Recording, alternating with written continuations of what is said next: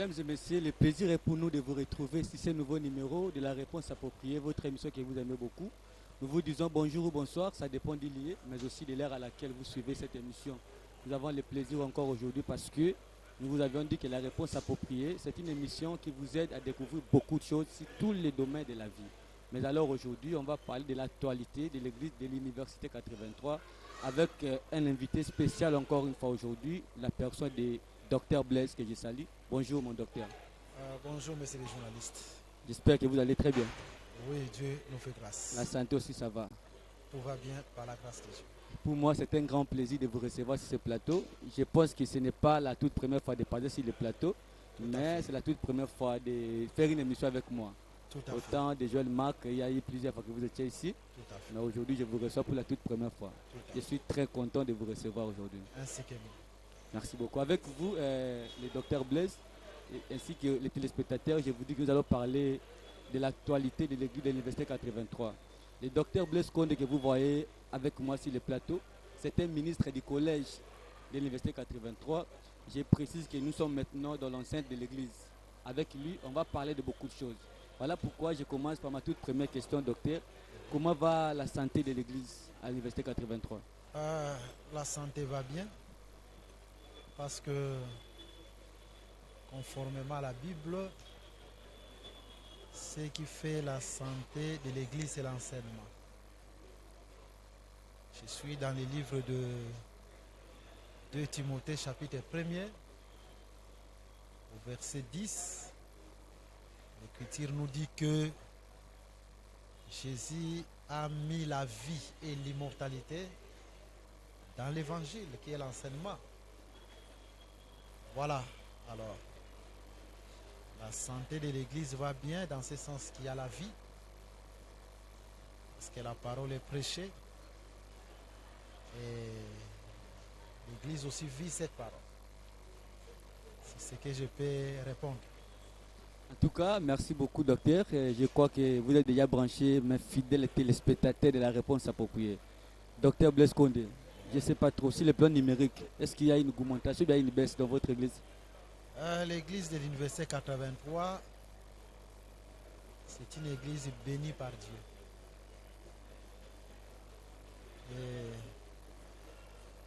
Et les gens s'augmentent les jours au jour. Je pense que tu es témoin de cela, parce que tu es aussi l'un des membres de cette église. Et chaque jour de culte, il y a des nouveaux venus. Et surtout les jours de dimanche comme celui-ci, il y a un grand nombre de gens qui viennent, les nouveaux venus. Voilà, donc sur le plan numérique, nous ne craignons rien parce que Jésus est là et il appelle son peuple. Voilà ce que je peux répondre. Vous commencez à déborder, le docteur Blaise. Il semble que Amen. l'église, il y a un débordement terrible. Tout à fait, Je sais pas, d'ailleurs, je crois que vous en avez encore appelé d'autres personnes pour venir à l'église. les gens Où est-ce que vous débordent. allez mettre tout ce monde là quand Les ils vont gens venir? débordent. Tu as vu l'équipe aujourd'hui. Oui, j'étais là présent. Je ne pense pas qu'il y ait des places. C'est comme s'il y a des gens qui étaient debout à côté. Voilà, donc nous sommes obligés d'étendre l'espace, d'acheter la parcelle qui est à côté comme on l'envisage. Parce que Dieu continue à envoyer son peuple comme je l'ai dit tantôt là. Et nous disons merci à Jésus. Voilà, puisque vous parlez de l'achat parcelle, je ne sais pas, c'est parmi les projets de l'église actuelle. Donc, les projets actuels de Oui, l'église. ça c'est l'actualité. Et si Dieu fait grâce, les dimanches qui vient, nous allons lancer cette opération. Et nous croyons que Dieu qui bénit son peuple va les bénir pour que nous puissions au plus vite que possible atteindre cet objectif imminent. Voilà. Et là, je tiens encore à t'informer à te rappeler que vous voyez nos 2 parcelles jumelles ici. C'est le même peuple qui l'a acheté. Et présentement, le peuple aussi est motivé pour que nous puissions acheter l'autre Voilà. Notre prière est que Dieu bénisse ses enfants et que le dimanche qui vient, tout se passe bien. À vous entendre parler, docteur Blaise Condé, il semble que financièrement l'église aussi évolue bien parce que vous allez acheter toute une parcelle ici, l'avenue université, ce n'est pas une mince affaire. Vous avez Tout beaucoup à fait. d'argent dans votre église, financièrement ça va aussi, je crois. Bon, vous voyez, comme on a suivi l'enseignement d'aujourd'hui, Christ nous a parlé par son serviteur, le docteur Blaise. Et on va y arriver là-bas parce Nous que avons c'est évoqué une chose dans l'enseignement, nous avons dit, Jean était en train de pleurer pendant que personne n'était digne d'ouvrir les livres et d'en rompre les seaux. Mais Dieu a pourvu les lions. Parce que l'un des veillards a dit, les lions de la tribu de Juda a vaincu. Et il est digne d'ouvrir les livres. Quand même en tournant le dos, il a vu l'agneau à la place du lion. Donc c'est dans ce sens que nous avons dit, nous comptons sur le Seigneur Jésus. Hein? Malgré les difficultés, malgré les pleurs, malgré les moments difficiles, mais nous croyons que le lion est là et il est capable de trouver cette solution afin que nous puissions acheter cette parcelle. Et nous, les ministres et les peuples dans l'ensemble, tous nous comptons au Seigneur Jésus-Christ à qui tout est possible. Ce qu'il a fait pour les 2 parcelles, il en sera aussi capable pour l'autre parcelle. Voilà, nous croyons à ces merveilles. Bon, il y a beaucoup de gens qui vous suivent de partout, docteur Blaise. Parce que ici, vous êtes en direct, nous sommes en direct, si je peux dire. Il y a les gens qui vous suivent même à partir de l'Europe et les États-Unis, partout, même à l'intérieur du pays. Je ne sais pas, par rapport à ces projets-là d'achat parcelle, qu'est-ce que vous pouvez dire avec, à tout ce monde-là qui sont en train de vous suivre maintenant? Voilà, en fait, vous voyez, l'église de Jésus, c'est un corps. Hein? Quand Moïse était mort, il a laissé son corps et Dieu envoya un ange, l'ange Michael, pour garder le corps selon le livre de Jude, afin que Satan n'ait aucun pouvoir sur le corps de Moïse. Quand même, cela est prophétique, parce que le vrai Moïse, c'est le Seigneur Jésus-Christ, et son corps, c'est nous, l'Église. Et Jésus a envoyé le Saint-Esprit pour garder son corps, le gardien du corps de Jésus, parce qu'il sait que Satan viendra. Et la vraie sentinelle qui est le Saint-Esprit garde son corps. Mais néanmoins, nous pouvons prendre cette écriture aussi comme exemple. C'est-à-dire, nous devons chercher à garder le corps. Nous tous, ministres, enfants de Dieu, nous devons chercher à garder le corps. Alors, étant le corps, l'église de Jésus ne se limite pas seulement à Kinshasa, c'est aussi en Europe, aux Amériques, aux États-Unis, partout. Maintenant, il y a une partie du corps qui a un problème, qui souffre. Je pense, comme l'ange est venu intervenir, si tout le monde de loin peut intervenir pour cette partie qui est à Kinshasa, avec sa contribution, d'une manière ou d'une autre, le Seigneur ne manquera pas à les bénir ou à les visiter. Voilà ce que nous pouvons dire aux enfants de Dieu, tous ceux qui nous suivent partout. Il y a de ceux-là peut-être aussi qui ne prient pas avec nous, qui ne confessent pas les mêmes évangiles avec nous. Mais quand Salomon devait construire le temple, nous voyons, il y a même les gens des nations qui ont contribué. Alors, si vous voulez contribuer, essayez de nous rejoindre. Toujours sur notre ligne ici, Université 83. Je pense que c'est une bonne chose et Jésus ne sera pas contre cela. Voilà. Voilà, à vous entendre parler, docteur Blaise, il semble que tout le monde a le plein droit de participer Tout à fait. pour construire ce temple, pour acheter des parcelles et consorts. Donc, Les téléspectateurs, je crois que vous comprenez trop bien parce que l'homme de Dieu parle avec les Écritures. Mais nous évoluons encore avec notre émission. Docteur Blaise, à part les projets d'achat parcelle, physiquement comme ça, est-ce que vous envisagez encore d'autres projets? Oui, nous avons beaucoup de projets, tels que l'achat d'une chaîne de radio, non seulement une chaîne de radio, aussi l'achat d'une chaîne de télévision. C'est parmi les grands projets que nous avons. Quand même, c'est un projet à long terme. Pour le moment, les projets à court terme, un projet urgent, c'est l'achat de la parcelle à côté. Et le prix qui nous a été proposé, c'est 400 000 $. Et nous croyons que Dieu qui a créé toutes choses, il est capable. Mais néanmoins, nous avons encore d'autres projets, comme je venais de dire tantôt là, parce qu'avec la radio et la télévision, nous aurons aussi la facilité de bien véhiculer l'évangile, atteindre toutes les couches sociales possibles, le plus vite que possible. Voilà, c'est parmi les projets les grands projets que nous avons. Quand même, il y a encore des petits projets qui ne peuvent pas manquer. C'est dans ce sens. Voilà, les projets à court terme, 400 000 $ pour achat parcelle. Toi qui me suis, tu peux contribuer pour ta bénédiction. Et quand tu contribues, je crois que le Seigneur ne finira pas par te bénir. Il finira que par te bénir parce que tu as contribué pour son œuvre. Voilà, docteur Blaise, à part de manière physique comme ça, achat parcelle, la radio, est-ce qu'il y a aussi des activités spirituelles que vous envisagez dans l'église? Oui, il y a tant d'activités spirituelles parce que l'œuvre de Dieu... Des actions par exemple? Oui, l'œuvre de Dieu, je vais parler de tout. L'œuvre de Dieu est spirituelle. Et il faut que l'œuvre de Dieu aussi soit conduite d'une manière spirituelle. La première des activités, c'est que nous organisons des séances de prière, des retraites et des jeûnes dans notre église. Comme présentement, nous sommes en prière de 21 jours de jeûne. Il nous reste une semaine parce que c'est le dimanche qui vient qu'on va finir.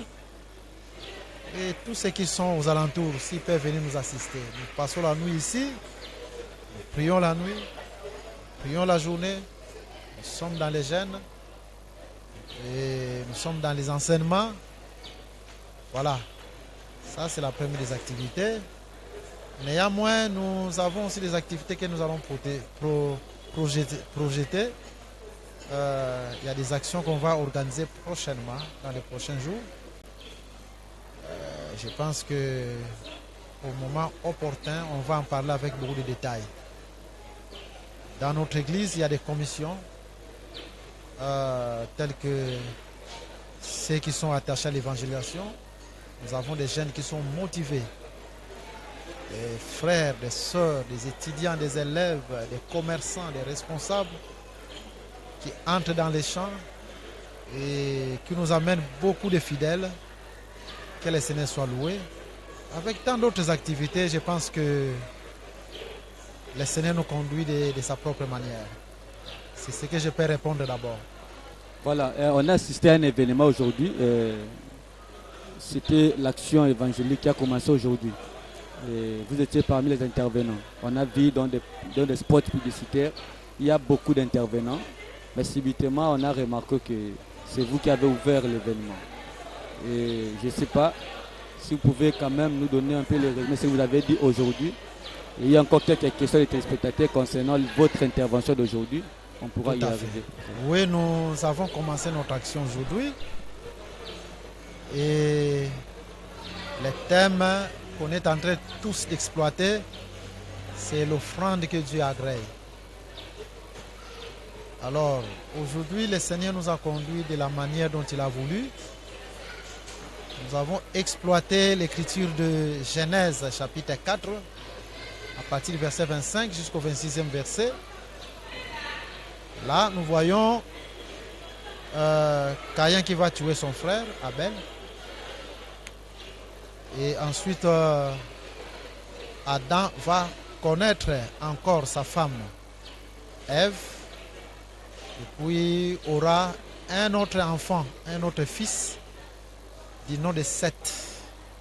Et la Bible nous déclare, Seth veut dire que c'est l'enfant qui devait remplacer Abel, son frère. Donc, les remplaçants d'Abel. Seth, c'est les remplaçants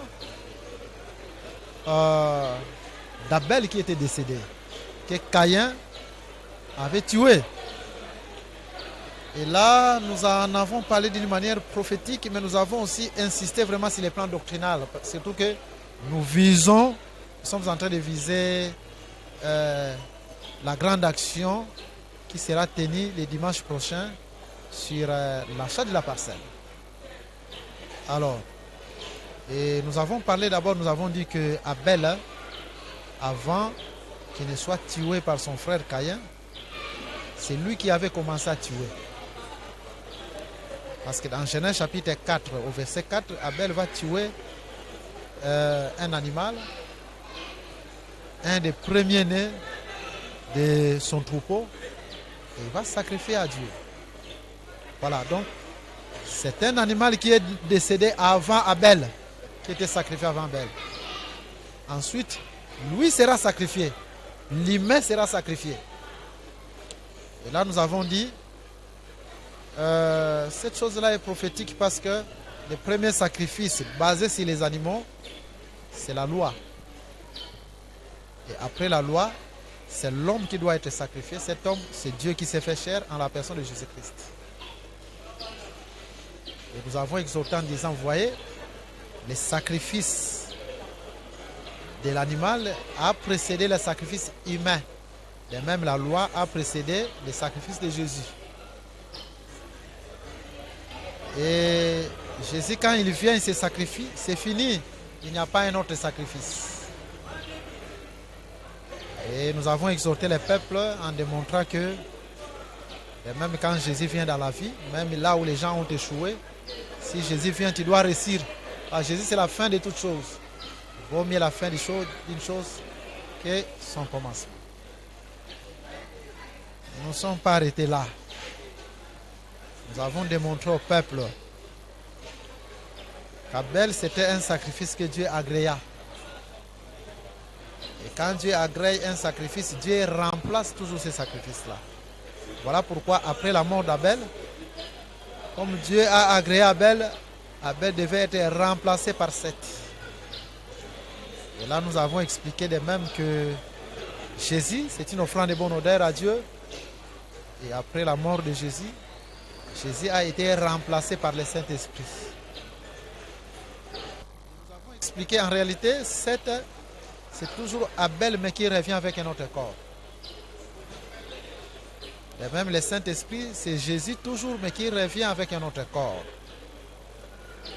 Et là, nous avons essayé d'expliquer que, de même dans la Bible, selon Jean chapitre 14, à partir du verset 16 qui descend, Jésus était avec ses disciples. Parce que la Bible nous déclare que le monde ne connaît pas le Saint-Esprit. Mais vous le connaissez parce qu'il demeure avec vous. Donc Jésus, c'était l'incarnation du Saint-Esprit. Le Saint-Esprit incarné même en Jésus, dans la plénitude. Et il sera en vous. Le Saint-Esprit devait habiter en eux le jour de la Pentecôte. Voilà pourquoi nous avons dit voilà. Donc, le Saint-Esprit qui est venu au jour de la Pentecôte, c'est toujours Jésus qui était avec eux, mais qui doit revenir avec un autre corps. C'est lui le vrai Seth. Et là, nous avons expliqué que le Saint-Esprit devait demeurer éternellement. Donc, Jésus ne peut pas être remplacé. Jésus, sous forme du Saint-Esprit, Jésus ne peut pas être remplacé. Donc, le Saint-Esprit a remplacé le corps physique de Jésus. Et quand le Saint-Esprit vient, il vient pour toujours. Il ne peut pas être remplacé. Nous avons exhorté en disant, physiquement comme ça, quand quelqu'un donne sa dîme, donne son offrande, contribue pour la collecte, ça ne meurt pas. Dieu peut remplacer aussi ces sacrifices, cette collecte, d'une autre manière. Il a un problème, Dieu donne la solution. Parce que l'offrande que Dieu agrée, Dieu la remplace toujours. Et nous avons encore évolué en disant de même comme nous sommes là, nous-mêmes, nos corps doivent devenir une offrande, selon Romains chapitre 12. Une offrande sainte, agréable devant Dieu, afin qu'un jour nous puissions être remplacés, selon 2 Corinthiens chapitre 5. Si ce corps est détruit, nous avons un édifice que Dieu a préparé pour nous. Dieu va nous remplacer un autre corps. Voilà, mais pour être remplacé, il faut d'abord devenir un sacrifice. Mener une vie de sanctification, de pureté. Et puis nous sommes allés clôturer dans Apocalypse chapitre 5. Quand l'un des vieillards est en train de dire à Jean qui pleurait que le lion a vaincu. Mais quand Jean va tourner, au lieu de voir les lions, il voit l'agneau. Le lion a été remplacé par l'agneau.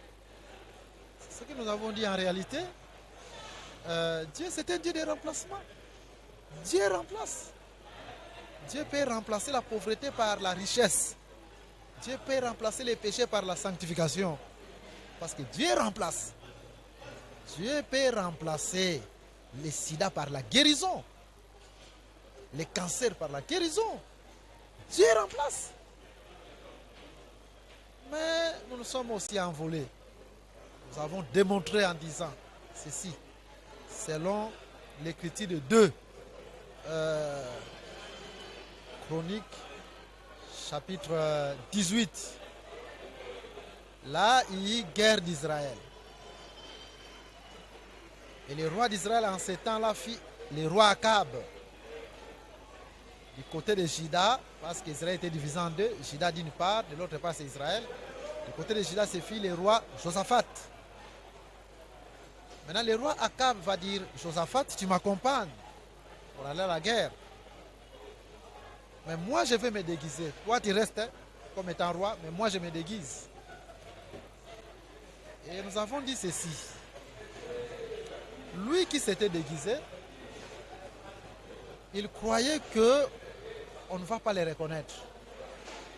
Effectivement, on ne l'a pas reconnu, mais il y a quelqu'un dans le camp des ennemis qui a lancé la flèche. Nous avons dit la flèche a des yeux. Même s'il s'était déguisé, mais la flèche a vu Akab. Et la flèche a touché Akab. C'est cette flèche-là qui l'a tué. Et nous avons dit en réalité, l'agneau, c'est le déguisement du lion.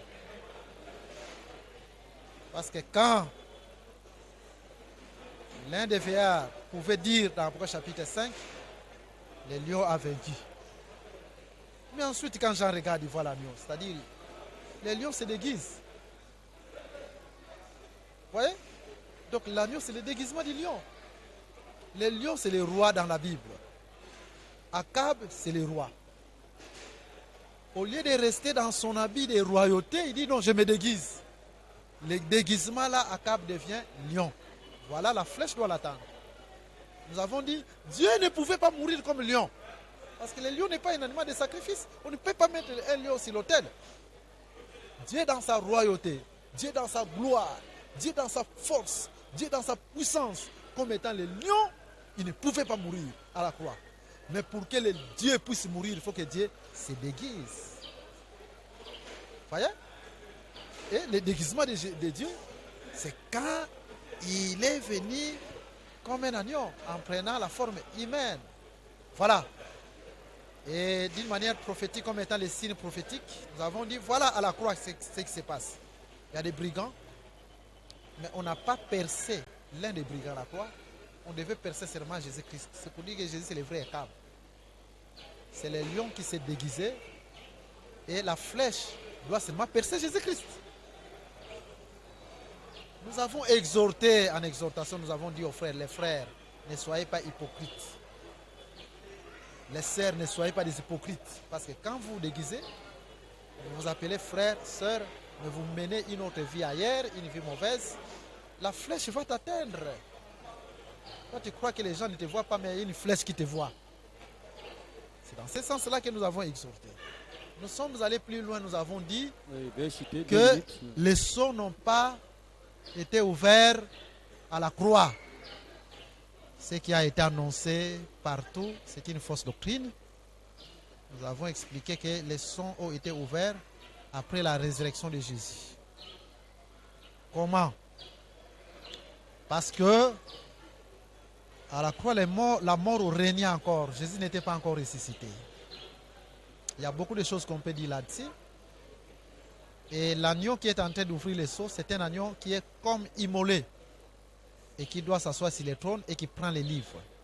L'agneau comme immolé, c'est une double vision. D'une part, il est immolé, il est sacrifié, il est mort, ça c'est la mort. D'une autre part, il n'est pas mort, c'est la résurrection. Donc Jésus était capable de donner sa vie et de la reprendre. C'est la résurrection, l'agneau comme immolé. Ensuite, il doit monter sur le trône.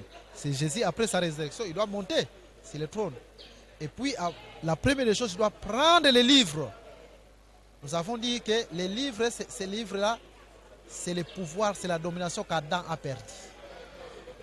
Selon l'écriture de Matthieu chapitre 25, parce que la Bible nous dit, ce qui était à droite, Matthieu 25, verset 34, et tu descends, Jésus le dira, ce qui était à droite, à entrer dans les royaumes.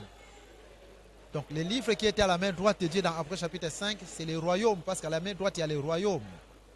Or, Adam a perdu les royaumes. Et quand il a perdu les royaumes, ce livre est revenu entre les mains de Dieu. Maintenant, c'est l'agneau qui doit aller les prendre pour que nous, par l'agneau, nous puissions maintenant dominer. Voilà. Or, Jésus a été souverainement élevé. C'est après la résurrection quand il est monté. Vous voyez, c'est alors qu'il a pris les livres, qu'il est assis sur le trône. Il dit que celui qui vaincra, il s'assiera sur le trône, comme lui a vaincu, est assis sur le trône. L'agneau sur le trône, c'est après la victoire. Quand il remporte la victoire là, c'est la victoire sur la mort, la résurrection. Maintenant, il est sur le trône. Nous aussi, quand nous vaincrons, nous n'avons cessé sur ce trône. Aujourd'hui, Jésus est sur le trône. Vous voyez? Sur le trône, quand il est monté, c'est-à-dire qu'il a pris les livres, et maintenant il commence l'ouverture des sceaux. Donc l'ouverture des sceaux, ce n'est pas à la croix, mais résurrection. Jésus sur le trône, il prend les livres, les pouvoirs, et maintenant, c'est le temps d'ouverture des sceaux. Voilà ce que nous avons dit. En exhortant, nous avons fait voir ceci que, comme les sceaux ont été ouverts, aujourd'hui aussi Dieu est capable d'ouvrir tout ce qui est fermé dans nos vies. Il faut croire que rien n'est impossible à Jésus-Christ. Voilà, donc c'est ce que nous avons exhorté et nous étions plus focalisés surtout sur l'achat de la parcelle. Voilà, c'est dans ce sens-là. Ok, merci beaucoup, Dr Blaise. À vous entendre parler, parce que comme je disais tantôt, les téléspectateurs, j'étais présent, j'ai assisté au culte pour voir comment est-ce que l'événement pourrait se passer. Mais vous avez parlé que votre Dieu, c'est un Dieu de remplacement. Alors, Dieu remplace l'offrande. Je crois que dans vos dires, vous avez dit l'offrande qui peut être remplacée, c'est l'offrande que Dieu a agréée. Tout à fait. Oui. Quelles sont maintenant les caractéristiques d'une offrande que Dieu peut agréer? Même en Très important. Mots, oui. Voilà, donc si tu vas dans Hébreux chapitre 11, là la Bible nous dit toujours c'est par la foi que. C'est par la foi que. Sans la foi, personne ne peut être agréable. Oui. L'offrande que Dieu agrée, c'est une offrande qui a comme fondement la foi. Si quand nous parlons de la foi, ce n'est pas comme les protestants en parlent, ou les catholiques. Parce que la foi n'est pas partout. Là, vous attaquez indirectement les protestants, les catholiques. Les incirconcis dénominationnels, quand vous allez chez eux, ils vont vous dire, et toujours la foi. C'est comme si la foi était là. Voilà. Jésus dit, quand le Fils de l'homme viendra, trouvera-t-il la foi sur la terre? Nous nous répondons, non. La foi ne sera pas sur la terre. Sur la terre, on ne peut pas voir la foi. Parce que la foi est spirituelle et n'est pas terrestre. Hein? Alors, c'est ce que nous disons, quand la Bible nous parle de la foi c'est l'enseignement des apôtres. La foi, c'est les fondements, parce que l'enseignement des apôtres, c'est les fondements. Même Pierre, quand il est en train de parler sur les fruits de la foi, il dit ajouter à la foi la vertu, la tempérance, il parle de beaucoup de choses. Donc, la foi, c'est les fondements sur lesquels tout doit être construit. C'est comme Paul a dit, j'ai posé les fondements. Voilà. Tout doit être construit sur ces fondements-là. C'est ça même les fondements du tabernacle, les socles même. Voilà. Et la foi dont nous parlons ici, selon Romains chapitre 10, verset 17, c'est l'enseignement. La foi vient de ce qu'on entend et ce qu'on entend vient de la parole de Christ. Voilà. Donc, nous croyons tout ce que les enfants de Dieu donnent. D'abord sur les plans physiques, que ce soit la dîme, que ce soit l'offrande, que ce soit la collecte. Comme ils sont dans la foi, Dieu agrée. Et comme Dieu agrée, Dieu va remplacer. C'est dans ce sens-là. Jésus lui-même, c'est une offrande. C'est la foi même faite chair. C'est l'offrande qui a été agréée, qui devait être remplacée par le Saint-Esprit. Voilà ce que je peux répondre. L'offrande que Dieu agrée, c'est une offrande qui a comme fondement la foi, l'enseignement véritable. En tout cas, merci beaucoup, Dr Blaise. Nous sommes pratiquement vers la fin de notre émission. Oui. J'ai une petite question à vous poser. Pourquoi vous avez jugé d'aligner beaucoup de personnes? C'est moi pour 8 Pardon? jours. Pourquoi vous avez choisi d'aligner 8 personnes? 8 intervenants pour les 8 jours. Qu'est-ce que vous poursuivez derrière? Je Ça vais vous d'abord attendez répondre. quoi? Il y a une chose qui est montée à moi Ouais. avant de répondre à cette question. Vous savez, quand Jésus disait, quand le Fils de l'homme reviendra, trouvera-t-il la foi? C'est parce que l'Antichrist va tuer tous ceux qui auront la foi sur la terre. D'abord, nous avons la foi, l'enseignement, nous serons enlevés. Parce que là, Jésus est en train de parler sur sa seconde venue en Israël. Il ne parle pas de l'enlèvement. Et du côté d'Israël, il y aura 144 000. Du côté des nations, il y aura une foule. Apocalypse chapitre 7. Dans la première moitié de 7 ans. La deuxième moitié de 7 ans, c'est la grande tribulation.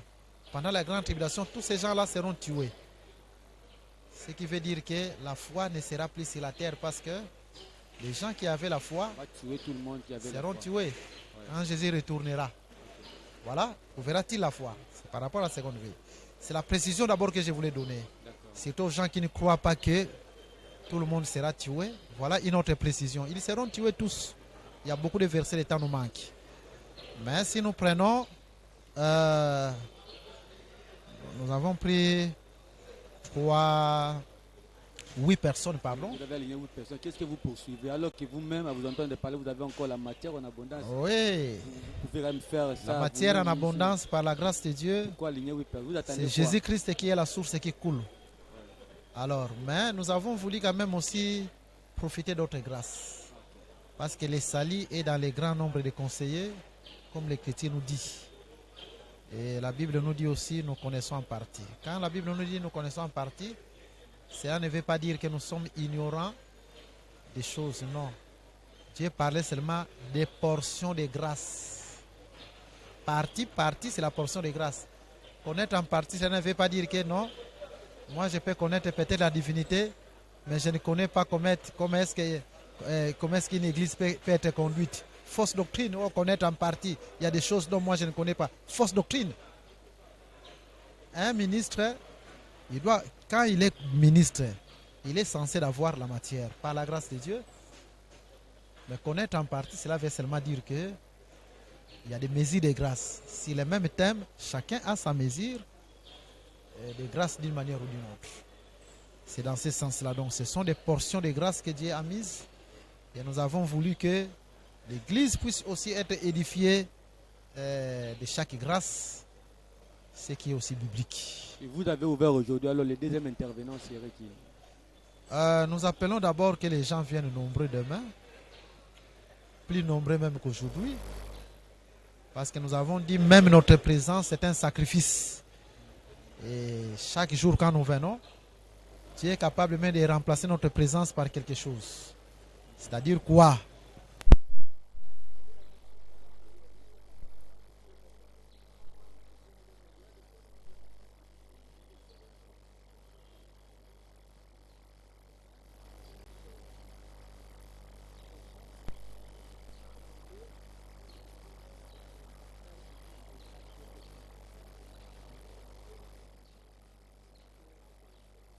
Voilà, les intervenants là, c'est vous qui les avez intéressés ou bien ils s'étaient venus et même solliciter la place parce que...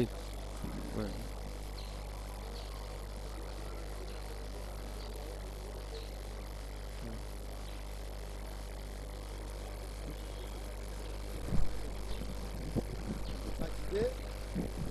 selon que le Saint-Esprit nous a guidés.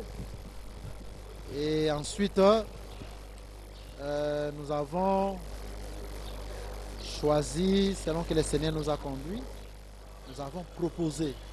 Nous étions en train de proposer les ministres qui pouvaient intervenir pour la première action, parce que nous aurons encore d'autres actions que nous allons animer plus tard, d'abord nous-mêmes et ensuite avec d'autres serviteurs.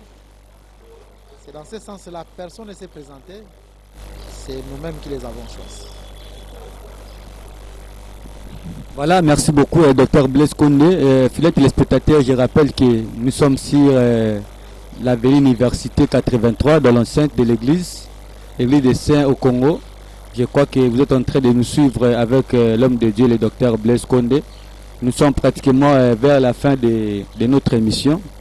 Mais j'aimerais quand même vous informer une chose. Avant quand même de citer, de donner les mots de la fin au Dr Blaise, j'ai dit à tous mes fidèles téléspectateurs que moi, votre journaliste du moment, j'étais fiancé hier à une sœur de l'église qui s'appelle au nom de la Joie Mayelo.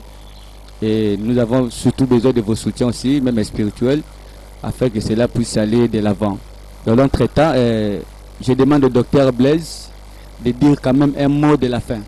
Qu'est-ce que vous pouvez dire comme mot de la fin à tout ce monde-là qui vous a suivi et qui a quand même écouté la synthèse, les résumés et aussi, si possible, donner le programme par rapport à l'action, comment ça va se dérouler pour ceux qui ne connaissent pas encore. Vous avez la parole, docteur. Merci, messieurs les journalistes. Vous nous avez suivis. C'est aussi un sacrifice. Vous avez pris votre temps. J'ai dit que Jésus remplace cela. Et par rapport à l'enseignement que nous avons eu, que Jésus voit aussi la manière dont vous vous donnez dans les choses de Dieu et qu'il vous récompense. Voilà, donc venez nombreux demain. Nous allons continuer. Et comme nous l'avons dit tantôt, à partir de 15h30, venez écouter une autre grâce, une grâce excellente, le pasteur Idriss. Je pense que vous serez édifiés, vous serez bénis et Jésus va résoudre vos problèmes. Je profite aussi de saluer tous les ministres de partout qui nous suivent, ainsi que les enfants de Dieu. Je pense que cela suffit.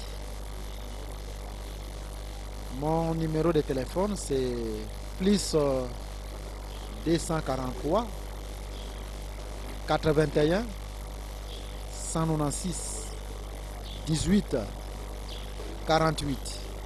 Je répète, plus 243 81 196 18 48. Et puis, avec le même numéro, vous pouvez aussi nous contacter sur WhatsApp.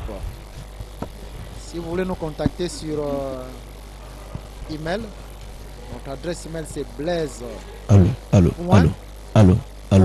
Condé, c'est KHONDE. Et puis le chiffre 3 @gmail.com.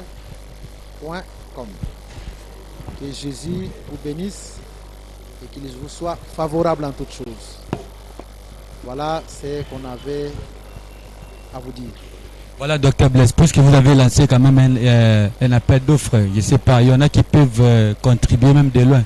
Est-ce qu'il y a un numéro de banque qui peuvent envoyer de l'argent, même à partir de l'Europe ou de l'extérieur? Bancaire, mais néanmoins, ceux qui peuvent les recevoir en privé, ils nous contactent d'abord sur WhatsApp par notre numéro et nous allons vous mettre directement en contact avec nos diacres. Ils vont vous remettre le numéro de compte bancaire et puis sans problème. Jésus ne manquera pas aussi à vous bénir. Voilà ce que vous avez moi dit par rapport à l'émission qui vous a reçu aujourd'hui, la réponse appropriée. Une bonne émission, un journaliste aguerri, posé, et que Jésus te bénisse. Amen. Merci beaucoup, fidèles téléspectateurs. Vous remarquez que c'était la réponse appropriée. Votre émission que vous aimez beaucoup ici. Je remercie Natak Pabé, Egide Moussayongo, Jean Bedel Ilefo qui étaient branchés pour suivre cette émission. Sans oublier Joël Marc Mbongono depuis les États-Unis et la Joie Mayelo, ma fiancée. Mais aussi, je remercie aussi l'équipe technique qui était derrière la caméra, qui ont fait quand même un bon travail. Cette équipe a fait un bon travail. Je remercie aussi l'équipe technique.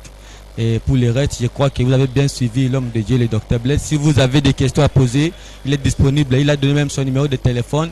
Ou soit contacter l'émission avec le numéro qui est au bas de vos écrans. Et on va répondre à toutes vos préoccupations. Par rapport à ce qu'il vient de dire, ce qu'il a attaqué, partout l'a dit. Si vous avez des questions à poser, on peut encore l'appeler pour venir répondre à vos questions parce qu'ici, c'est la réponse appropriée. Pour les restes, je vous dis bye et à la prochaine. Merci.